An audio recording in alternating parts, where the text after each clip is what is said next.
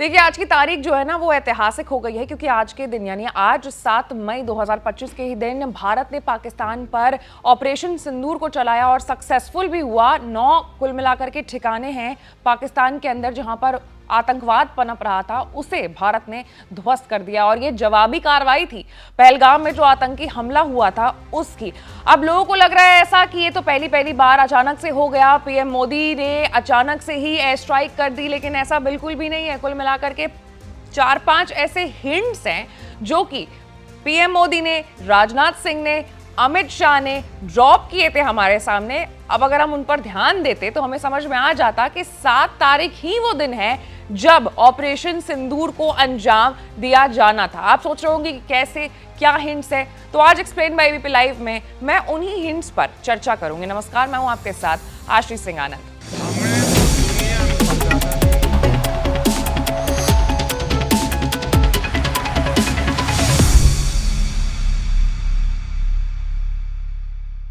तो सबसे पहला जो इशारा हुआ था वो कल ही हुआ था, यानी 6 मई को, जब हमारे ही एक कार्यक्रम में इंडिया एट 2047 में प्रधानमंत्री नरेंद्र मोदी ने कहा था कि एबीपी नेटवर्क को इस समिट के लिए बहुत बहुत बधाई देता हूं।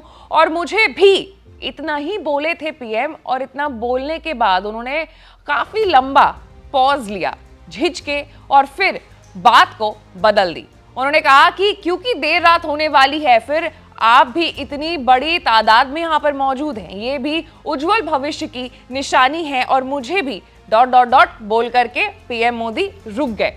उनके हाव भाव से लग रहा था कि वो किसी मीटिंग के लिए जाने वाले हैं, और फिर उन्होंने बात को ही बदल दी।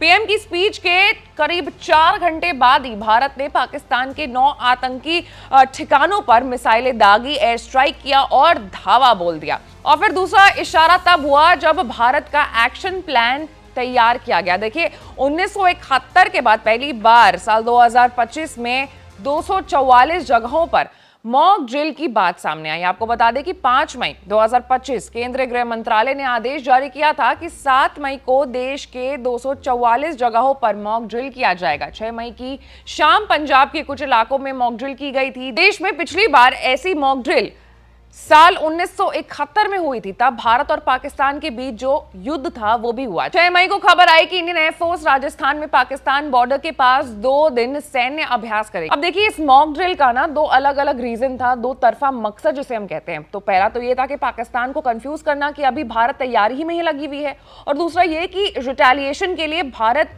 की जनता को मानसिक रूप से तैयार करना। मॉक ड्रिल के नाम पर उन्होंने ये एक ऐसी सिचुएशन बना दी थी हमारे सामने कि अगर रिटेलिएट पाकिस्तान करता भी है तो हम उसके लिए मेंटली सबसे पहले रेडी हो जाए। एक्सपर्ट्स का कहना यह है कि भारत ने एहतियातन मॉक ड्रिल के लिए 7 मई की तारीख इसलिए भी चुनी ताकि अगर पाकिस्तान जवाबी कार्रवाई करे तो लोग इसके लिए तैयार रहे।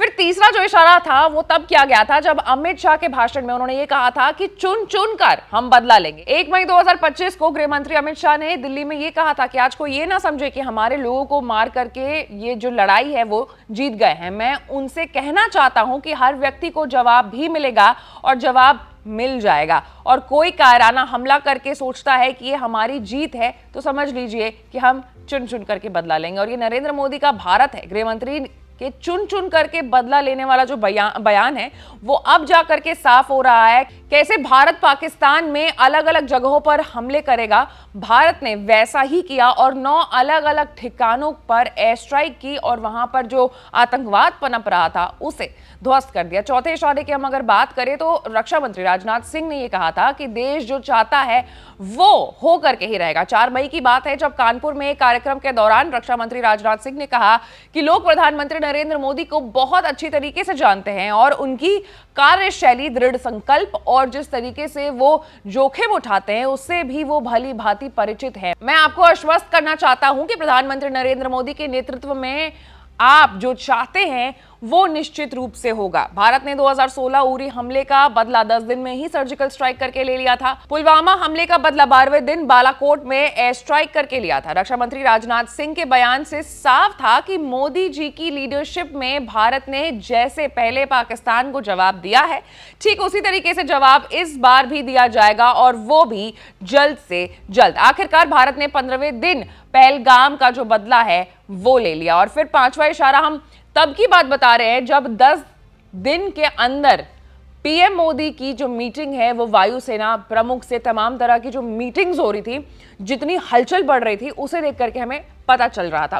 पहलगाम आतंकी हमले के बाद पीएम मोदी ने सेना प्रमुख और राष्ट्रीय सुरक्षा सलाहकार से कुल 6 मीटिंग्स की थी। 26 अप्रैल को पीएम ने रक्षा मंत्री राजनाथ सिंह, राष्ट्रीय सुरक्षा सलाहकार अजित डोभाल, सीडीएस जनरल अनिल चौहान, थल सेना प्रमुख जनरल उपेंद्र द्विवेदी, वायुसेना प्रमुख air chief marshal AP Singh और नौसेना प्रमुख एडमिरल दिनेश के त्रिपाठी के साथ मीटिंग की। इस मीटिंग के बाद पीएम मोदी ने कहा था कि पहलगाम हमले के जवाब में कार्रवाई कब, कहां और कैसे की जाएगी, ये तय करने की पूरी आजादी सेना को है। इसके बाद 30 अप्रैल को army chief general Upendra Dwivedi ने पीएम से मुलाकात की। 3 मई को air force chief marshal AP Singh PM Modi से मिले।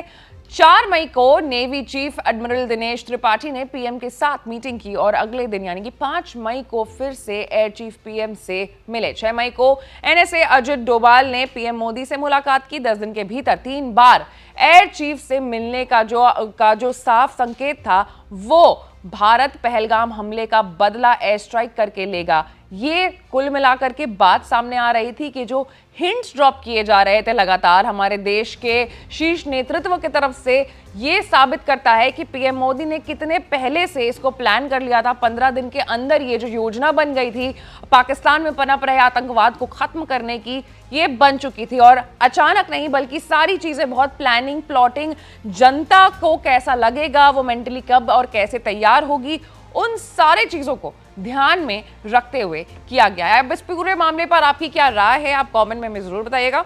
और ऐसे तमाम बड़े खबरों से अपडेटेड रहने के लिए आपको हमारे चैनल को लाइक, सब्सक्राइब और शेयर करना होगा। मैं थी आपके साथ आशीष सिंह आनंद।